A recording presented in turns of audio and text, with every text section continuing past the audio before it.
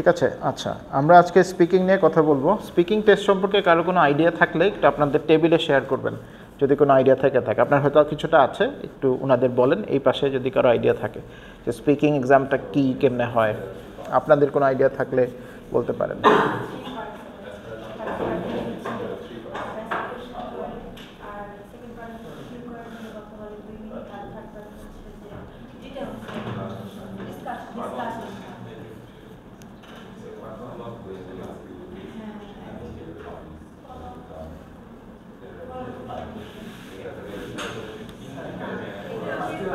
Yes, বসে বলেন ভাই, কোনো সমস্যা নেই। I am not an IELTS instructor, I'm a language trainer. So I'm a language teacher. Part of language teaching is preparing people for IELTS. So I am not an IELTS instructor. So I teach the language.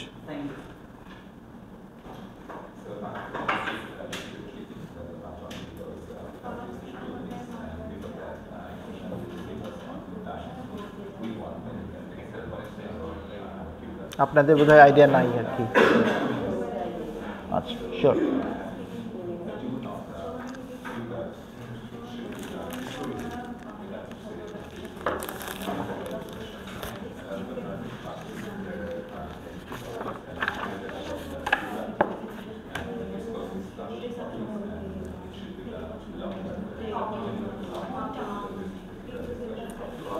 আচ্ছা, সবাইকে একটু বলবো যে এখন আমার সাথে একটু মিলাবেন। এই পাশে একটু কিছুটা আইডিয়া আছে, এই পাশে ওনাদের একেবারে আইডিয়া নাই, দ্যাটস ফাইন। আজকের সেশনের উদ্দেশ্যই এটা যে আমরা আইডিয়াগুলো নিতে পারি।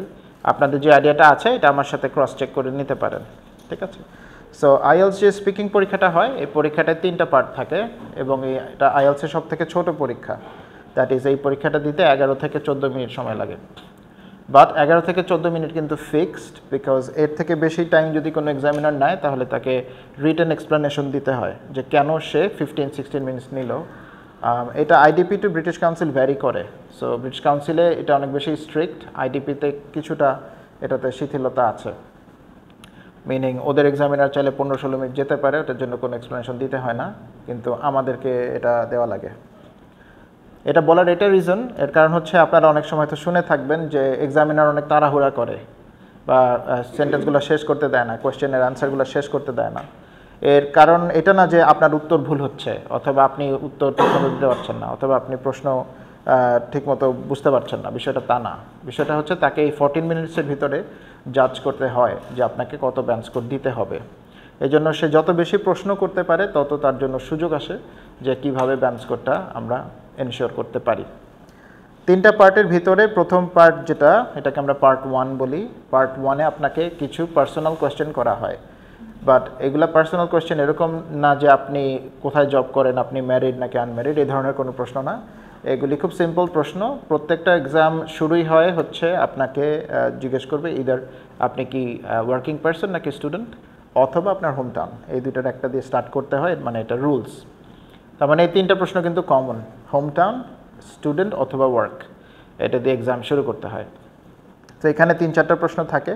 এরপরে আরও কিছু কমন টপিকে কোয়েশ্চেন আসতে পারে। ফর এক্সাম্পল আপনাকে হবিস নিয়ে জিজ্ঞেস করতে পারে, সিনেমাস নিয়ে জিজ্ঞেস করতে পারে, আপনাকে ধরেন বুকস নিয়ে জিজ্ঞেস করতে পারে।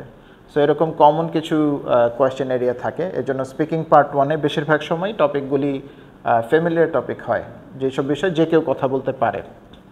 পার্ট 1টা 4 থেকে 5 মিনিট হতে পারে এবং পার্ট 1-এ আপনাকে কোনো স্কোর দেওয়া হয় না। তো এটা একটা এক্সামিনার টিপস আপনারা জেনে রাখতে পারেন। পার্ট 1-এ এক্সামিনাররা কোনো স্কোর দেওয়ার জন্য রেডি থাকে না। অর্থাৎ পার্ট 1-এ যদি খুব খারাপ আপনি করেন, পার্ট 2 এবং 3-তে এটা রিকভার করার সুযোগ আছে। সেকেন্ড যেই পার্টটা, এটা হচ্ছে পার্ট 2, এটাকে আপনারা কিউ কার্ড বলেন, কিন্তু এক্সামিনাররা এটাকে টাস্ক কার্ড বলে। কিউ কার্ড আসলে সঠিক এক্সপ্রেশন না, কিন্তু আমাদের দেশে কোনো কিছু যখন মানে চালু হয়ে যায় দেন ওইটাই চলতে থাকে আর কি, ওইটা তখন আর ওইটা মুভ করানো খুব ডিফিকাল্ট। এনিওয়ে, এখানে আপনাকে একটা ছোট কার্ড দেওয়া হয়, যে এরকম একটা কার্ড দেওয়া হবে, এটার ভিতরে একটা টপিক লেখা থাকবে, কিছু প্রশ্ন থাকবে, এবং এই কার্ড দেখে আপনি কি বলতে চান সেটার জন্য 1 মিনিট আপনাকে প্রিপারেশন নেওয়ার সময় দিবে। যে জি,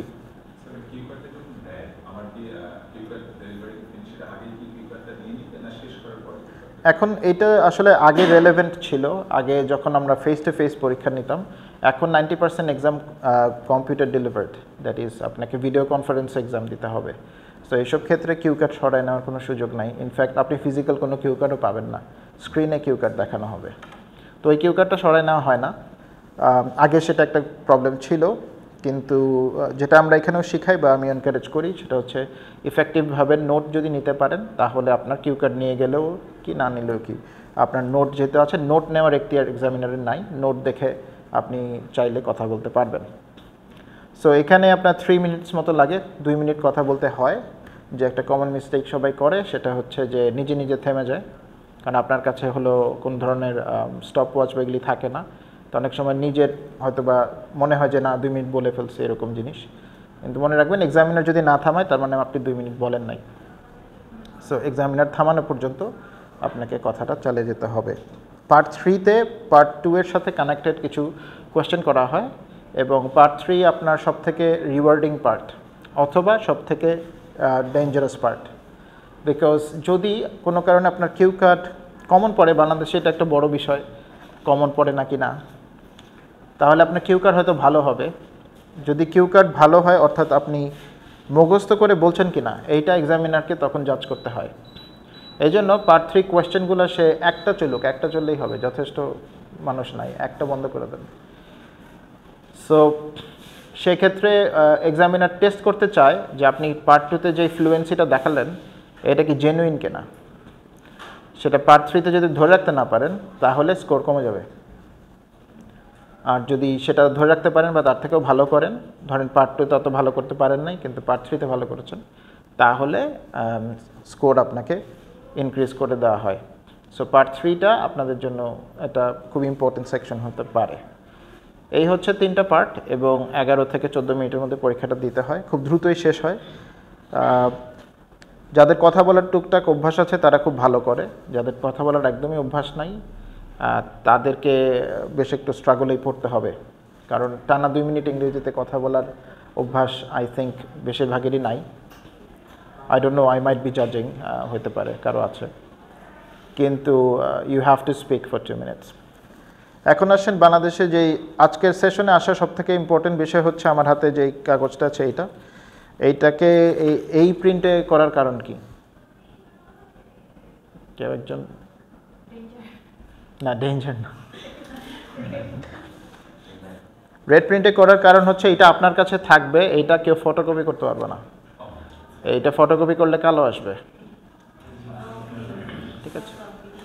বিকজ দিস ইজ কনফিডেন্সিয়াল। এই জিনিসগুলো এক্সামিনাররা খেয়াল করে যখন আপনি কথা বলেন, এবং এখানে 5 থেকে 9 দেওয়া আছে, কিভাবে আসলে সে ডিসাইড করে যে সে 5 পাবে না 9 পাবে। তো আজকের ক্লাসে মূলত আসার উদ্দেশ্য হচ্ছে এই জিনিসটা বোঝা। আপনি নিজে প্রিপারেশন নেন বা অন্য কোথাও পড়েন, আপনাকে এই জিনিসগুলো জানা লাগবে, বিকজ এই বিষয়গুলো আমাদের দেশে ক্লিয়ার না। কেন ক্লিয়ার না? ভেরি সিম্পল, যে আপনাকে পড়ায় সে নিজে কখনো এক্সাম নেয় নাই, সো সে জানে না যে আসলে এক্সামিনার কী খুঁজে। হয়তো 2-4 জনের সাথে কথা বলে সে কিছু আইডিয়া নেয়, কিন্তু নিজে একটা কাজ করলে এটা আপনি নিজের লাইফের থেকেও জাজ করতে পারেন, যে কাজটা আপনি নিজে করতে পারেন আর যেইটা আপনি করতে পারেন না, দুইটার মাঝখানে অনেক গ্যাপ থাকে। সো আমি এখন এই জিনিসটা প্রত্যেকটা টেবিলে দিব, আপনারা প্রতিটা ক্রাইটেরিয়া মানে হচ্ছে বাংলাটা, আমি সঠিক বাংলাটা জানি না আসলে, মানদণ্ড হতে পারে। ক্রাইটেরিয়া মানে হচ্ছে ধরেন যেটা দিয়ে বিচার করে আর কি। সো এখানে আপনারা প্রত্যেকটা ক্রাইটেরিয়া নিয়ে পড়বেন। ফ্লুয়েন্সি অ্যান্ড কোহিরেন্স লেখা আছে, এই পাশে 5 আছে, এই পাশে 9 আছে। তো আপনারা একটু ডিফারেন্সটা বের করার চেষ্টা করবেন যে 6 এবং 7-এর, আমাদের মূলত নোটিস করতে হবে 6 এবং 7-এর মধ্যে কি পার্থক্য আছে, ঠিক আছে? এইটা মানে অ্যাজ এ টেবিল আপনারা যেইটুকু অংশ বুঝবেন না ওইটা আমাকে বলবেন, এটা আমি এক্সপ্লেন করবো। স্ক্যান তো করা যাবে কিন্তু ফটোকপি করা যাবে না, ঠিক আছে? সো এটা দেওয়ার এটাই রিজন হচ্ছে যাতে জিনিসটার আপনার কাছে ইম্পর্টেন্স থাকে, এটা ফেলে না দেন আর কি, আর কোনো রিজন নাই। সো কাজটা বোঝা গেছে কি করতে হবে। এগুলো হচ্ছে মার্কিং ক্রাইটেরিয়া। আইএলটিএস পরীক্ষার স্পিকিংয়ের 4টা মার্কিং ক্রাইটেরিয়া থাকে, যে এখানে দেখেন 2টা আছে, এই পাশে 2টা আছে। সো আমরা প্রথমটা একটু দেখব, এবং আমরা দেখব যে 6 এবং 7-এর মধ্যে গ্যাপটা কিসে হয়। আশা করি ব্যান্ড 5 পাওয়ার কোনো কারো ইচ্ছা নাই। তো 6 এবং 7টা আপনারা দেখতে পারেন, আর যাদের বেশি একটু আগ্রহ বেশি আছে তারা 8-9ও দেখতে পারেন চাইলে। তাহলে কাজটা কি করতে হবে যখন পাবেন টেবিলে কি কাজ করতে হবে, একা একা করা যাবে না, আমার ক্লাসে কেউ একা পড়াশোনা করতে পারে না, সো আপনাদেরকে গ্রুপে কাজ করা লাগবে। ঠিক আছে, কাজটা হবে হলো যেটা কেউ বুঝতেছেন না সেটা আমাকে জানাবেন, ওইটা আমি আপনাদেরকে হেল্প করব। ঠিক আছে, আপনারা একটা নিয়ে পাস করে দেন। শুধু প্রথম ক্রাইটেরিয়াটা দেখবেন, ফ্লুয়েন্সি অ্যান্ড কোহেরেন্স। জি, আপনাদের মনে হয় কয়জন? 5 জন।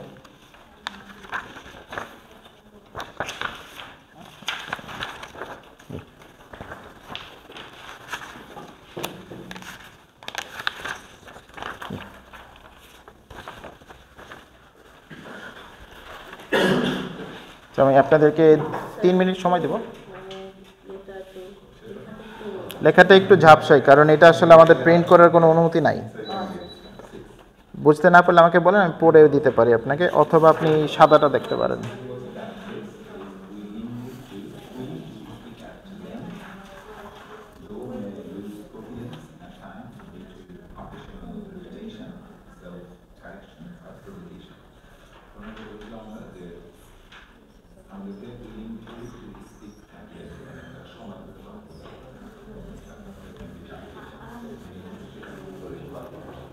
নিজেদের মধ্যে একটু আলোচনা করতে হবে, আমি এটা বুঝতে পারছি, এটা পাচ্ছি না।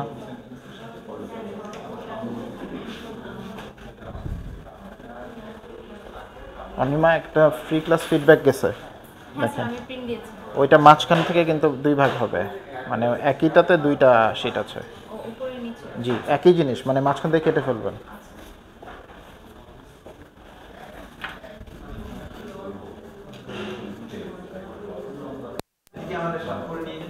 জি জি,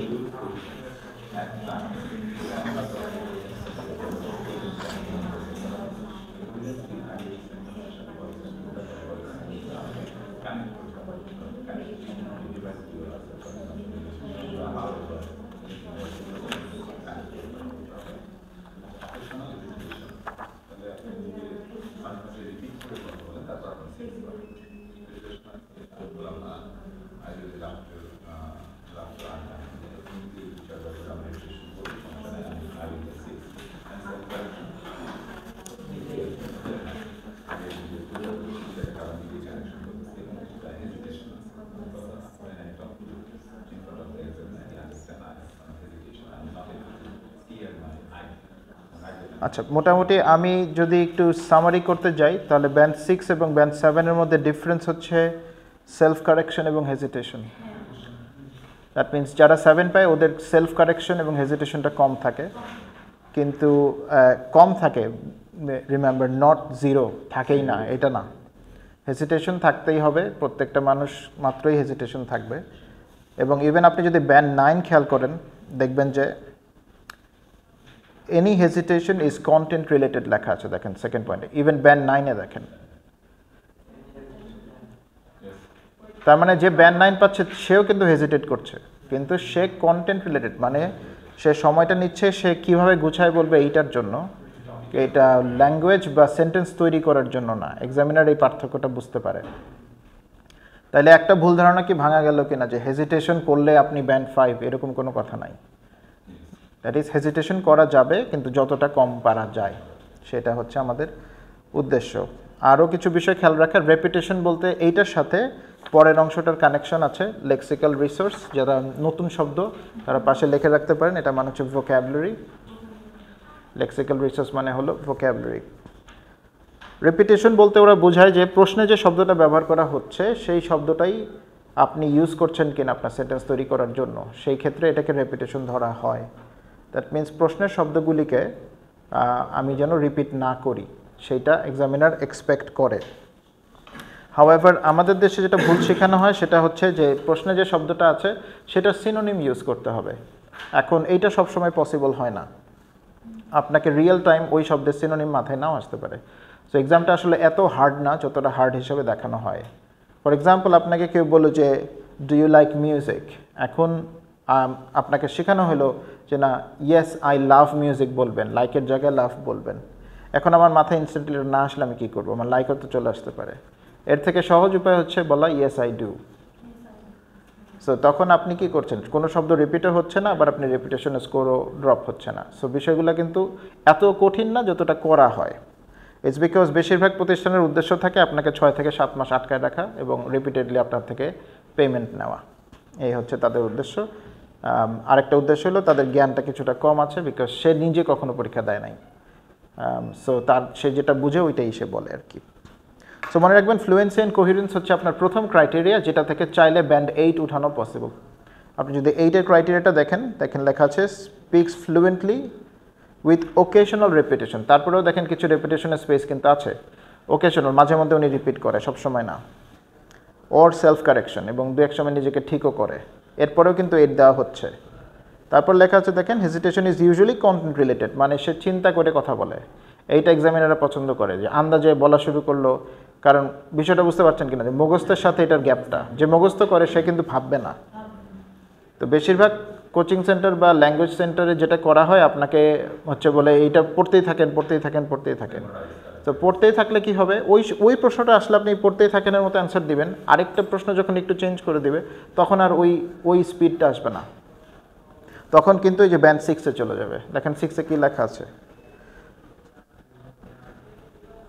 occasional repetition, self correction, hesitation, এগুলা হয় লুজ অফ কি কোহিরেন্স মানে হলো প্রাসঙ্গিকতা হারায় ফেলে সে, কারণ তখন সে ভাবতে থাকে যে কোন প্রশ্নটা মুখস্থ করছিলাম ওইটার কোন অংশ এখানে ইউজ করা যায়, তো এই কারণে এটা হয়। তো তারপরেও কিন্তু 6 দেওয়া হচ্ছে, এরকম না যে আপনাকে 5 দিয়ে দিবে।